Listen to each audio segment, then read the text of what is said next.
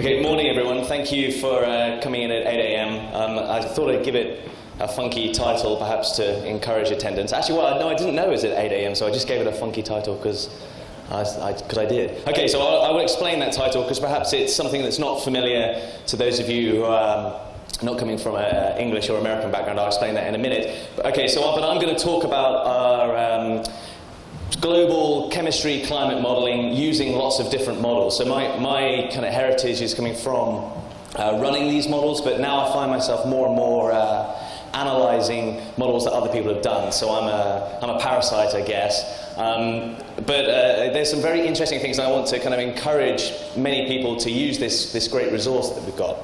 So I want to acknowledge these people here who've been very useful with lots of chats, but I really want to especially acknowledge the people who run these models. So it takes a lot of time, and often they're kind of unsung heroes, really. So and many of them are in the audience today.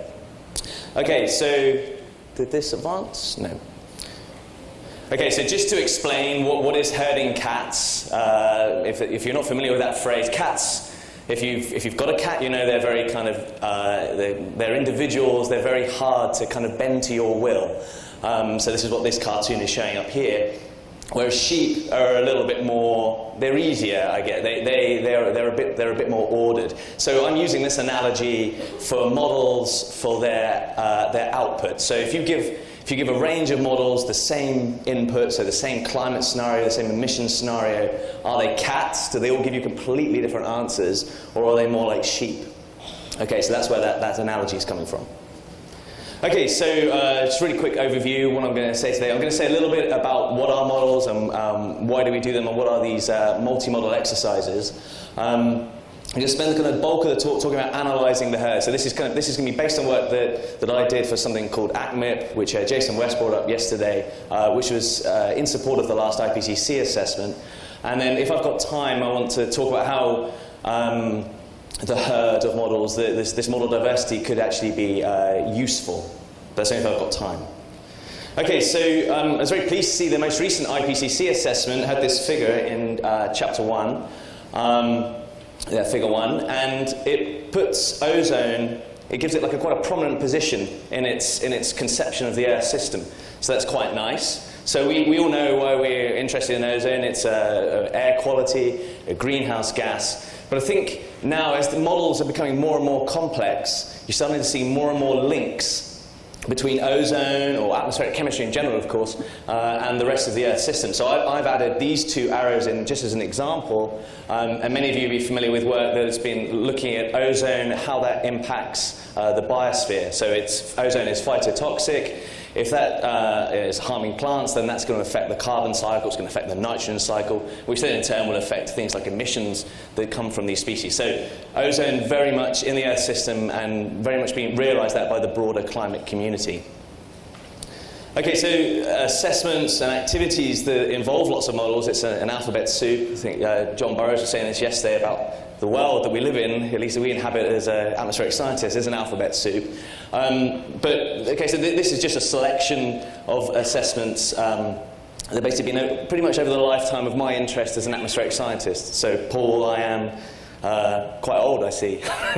So 2001, this was the IPCC third assessment report. There's something called OXCOMP, which was a chemistry models looking at changes in ozone projected from pre-industrial through to the future. And there were similar exercises for the last IPCC report, sorry, the last but one IPCC report, which ACCENT, AR4, and most recently ACMIP. And I've just put another few examples in here. RETRO was an EU project which was focused on changes in composition over the last half of the 20th century. HTAP, which is interested in looking at transport of air pollutants. So these are all different kind of exercises which are focused on different things. So why do we do these assessments? Maybe it's because we want to know about, maybe policymakers want to know about what's going to happen to climate, what's going to happen to air quality, but also we're going to be driven by our own hypotheses, our own ideas about processes. And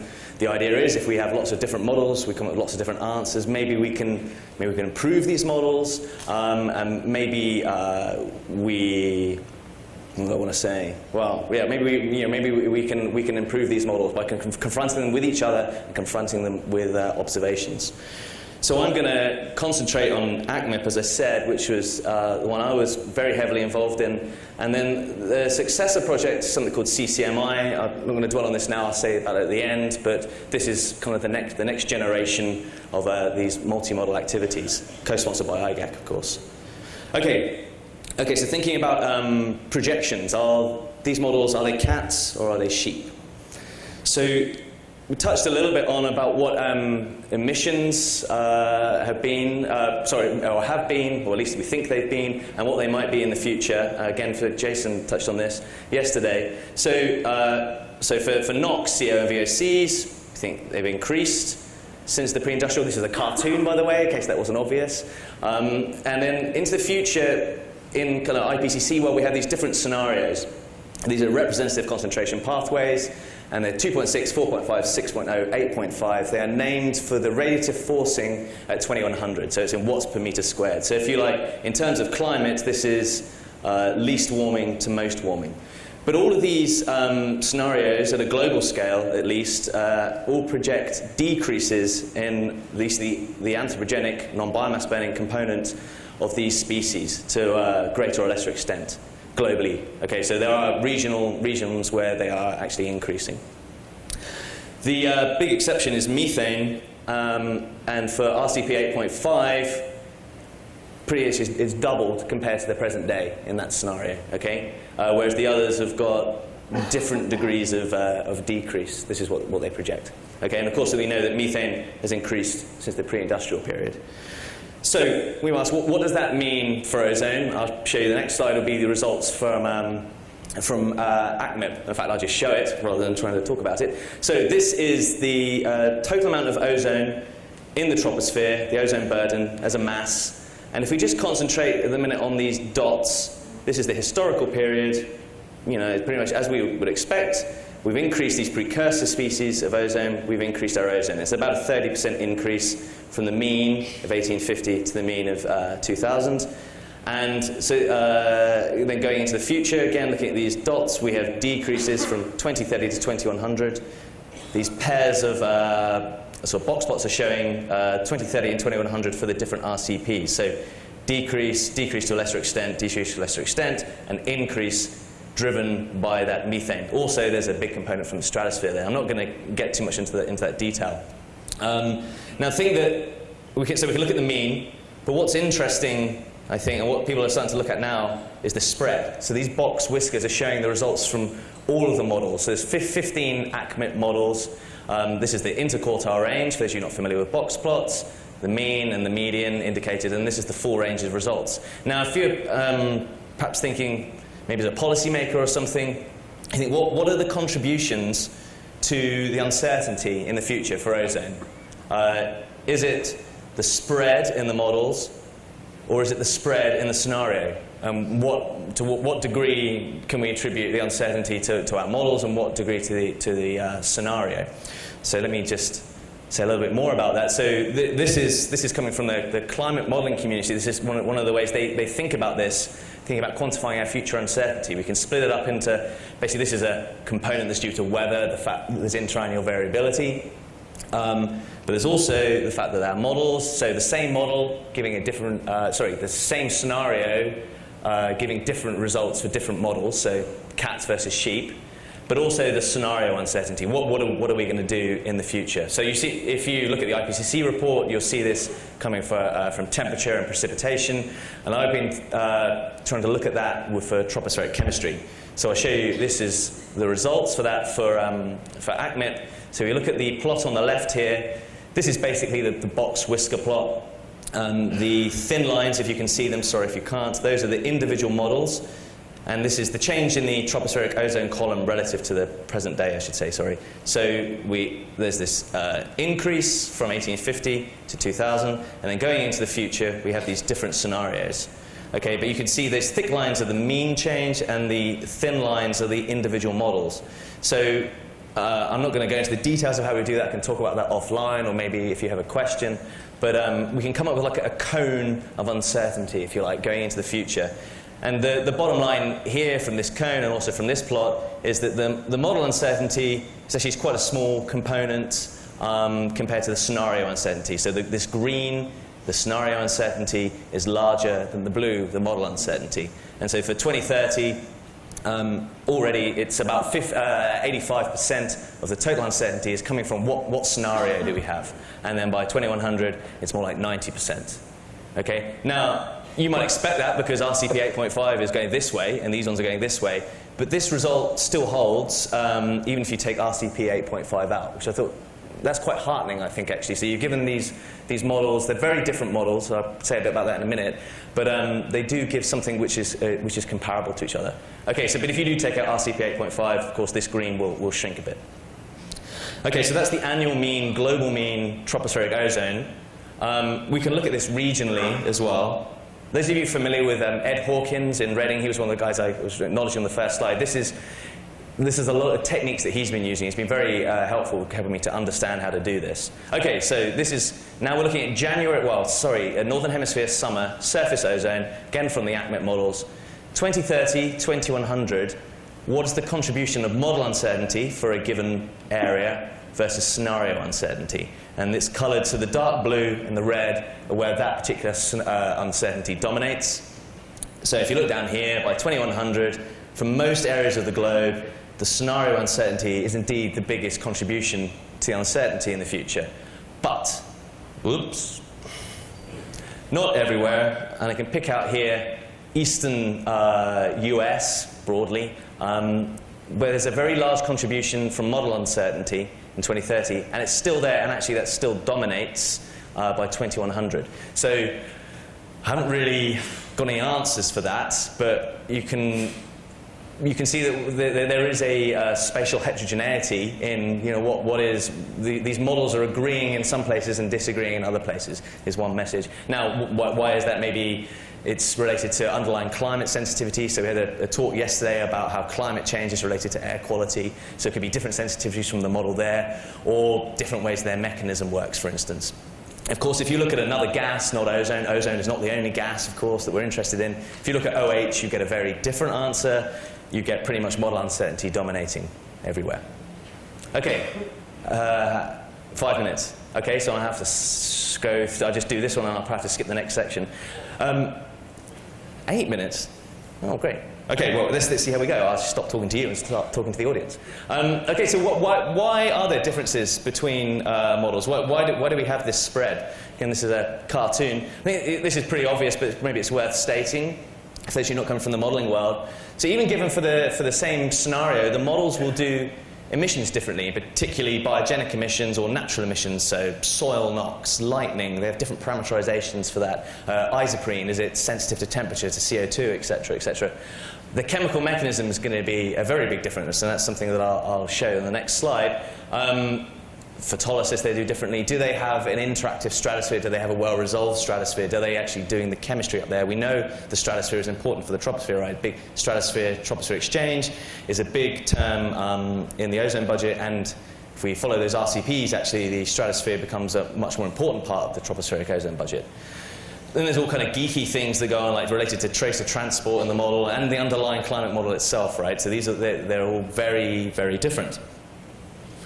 So, oh dear, this is a Mac issue. So how can we quantify the uncertainty? I've just taken a particular example. This is not from my work. This is from coming from the Cambridge group. So, Oliver Squire, Alex Archibald, et al. It's in ACPD at the minute. And they've been thinking about global chemistry mechanisms and comparing them to the MCM, the master chemical mechanism, which is a very complicated scheme, very thorough, a gold standard of chemistry, if you like. Thousands and thousands of species and reactions. And this plot shows emissions of NOx versus emissions of isoprene and what concentration of ozone that gives. So high isoprene, high NOx, so you get more ozone. Okay? So how do different global chemistry model mechanisms, which are a hell of a lot simpler than this, how do they compare? And this is, again, another figure from their paper. they've taken sort of 4 different mechanisms. I think these are ones that they use in their model. To this particular one here, compared to the MCM, this underpredicts ozone for high isoprene, high NOx. This one overpredicts ozone for low NOx, high isoprene, but underpredicts ozone for low isoprene, high NOx. Okay, so I'm not going to get too much in the detail, but you get the point here. There are people, not just these guys, who are trying to think of ways we can understand why different models are responding in different ways to essentially the same scenario. How long? All right. I'm going to skip this, unfortunately. My PhD student is in the audience, Fernando Iglesias, and he has these results on his poster. Basically, the basic gist of this is, can we use model diversity to do something useful, something called emergent constraints? But maybe I'll talk offline, or come and see me at the poster for that one. I do just want to say about this. So CCMI is the Chemistry Climate Model Initiative. I think I'm the only steering committee member of CCMI here at IGAC today, well, this week. So if you wanted to talk to me about it, that would be great. Just come and grab me. But CCMI is the next thing in global model exercise. And as I said before, it's involving the stratospheric community, so SPARC, as well as IGAC, co-sponsored by those 2 programs, because we're more and more now, people are doing chemistry, which is in the troposphere and the stratosphere, and we know that both are affecting each other, and we know that there are just joint questions, so it just makes sense for us to do this exercise together. And actually, the really key thing is that it's not called a MIP, so a Model Intercomparison Project. It's a model initiative, which means that we're trying to, well, we are involving people who are working with data and observations, trying to come up with, can we come up with better metrics, better constraints for our model? I think, especially for the troposphere, a process-based constraint. So something like a goal, amazing thing would be for the ozone production, for instance. Okay. I'm sorry, I'm just showing NASA here, and it's not just NASA who are involved, it's ESA and various other people too. They just had a very cool graphic. Okay, so just to sum up, I think the multi-model ensembles are a really rich resource, and I think we're really kind of catch up a bit with the climate model community now. So they've been working a lot with ensembles for a long time, and now that we've got more computing power, we've got longer simulations and more climate model simulations, that are something that's really sort of rich there to look at. The cats versus sheep question, well, of course, it really depends on what you're looking at, depends on the time of year, depends on the species, depends on the region. There are cats in some places, sheep in other places, but understanding why they are cats and why they are sheeps, is something that we're really trying to do. So this sort of quantifying, understanding diversity. And really, I think this is one of the key questions here, is like, can we trust the models to simulate possible futures? In a way, we're trying to reduce the model uncertainty component, so we're just left with scenario uncertainty, right? So we know that probably the biggest uncertainty is what we're going to do, human behavior. And if we can trust our models to describe something that's realistic for a given NOx, VOC, climate matrix, then I think we'd be in pretty good shape. But time just to show this one slide, I won't go through this, but I think there's a whole lot of questions I haven't answered, and perhaps I didn't really talk about model and observation comparisons, and maybe, you know, this one model, one vote. So i.e., when we calculate the ensemble mean, each model counts the same. Well, maybe that's something that we could think about, but I don't think there's an easy answer to that. I tell you what, I'll just leave up this one slide, and I won't talk about this. This is if you want some more information. But if you do want to talk about CCMI, please come and talk to me through the week, and it'd be very interesting to hear from you. Thanks very much.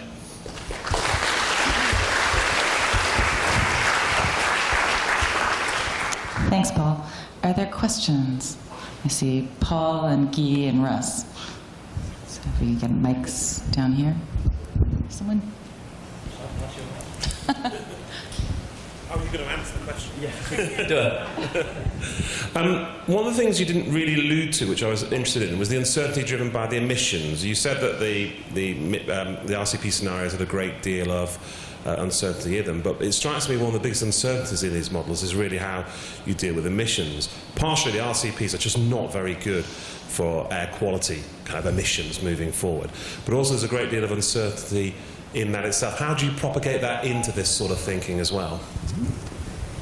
So do you mean historical emissions as well as future emissions as well? Okay, yeah, so I think I mean, talking about with the Gaia exercise, sorry, I'll just walk up here again. So adding uncertainty into historical emissions, I think, is important because we tend to just be given one scenario, but actually there is uncertainty in that. The RCPs, yeah, I think in my analysis, I assumed that they kind of represent possible futures, but that's really not true, right? I think there's a lot more futures out there. Now, you were asking about emissions. Do you mean how the technical details of how like VOC emissions are translated, or do you just mean in general emissions scenario? Well, I guess that's just having those range of scenarios. You kind of having a range of scenarios which are believable. I think that doesn't really answer your question, but I think that's the point I was making before about we want our models to be good enough to work for a range of VOC NOx spaces, for instance, that we can believe the answers that they give. Now, I think then if we get there, then if our scenarios are anywhere within that VOC NOx space, then we're in pretty good shape. You indicated that the total uncertainty can be divided into 3 uncertainty. One of them is the internal variability of the model. Now, we know that the chemical system doesn't create uncontrolled or chaotic variability, as far as we know at least, but the climate model, the dynamical model does. And so it kind of disappeared from your last graph. You kind of ignore the internal variability. So can you say a little more about the importance of that aspect? Yeah. If you do a real couple study? Sure. So that was I fudged the internal variability. You weren't supposed to ask about that. So I assumed a fixed kind of error for the internal variability. So when people are looking at that from the climate perspective, so from surface temperature, for instance, they take it's like a decadal mean. So quite a lot of the noise is gone already.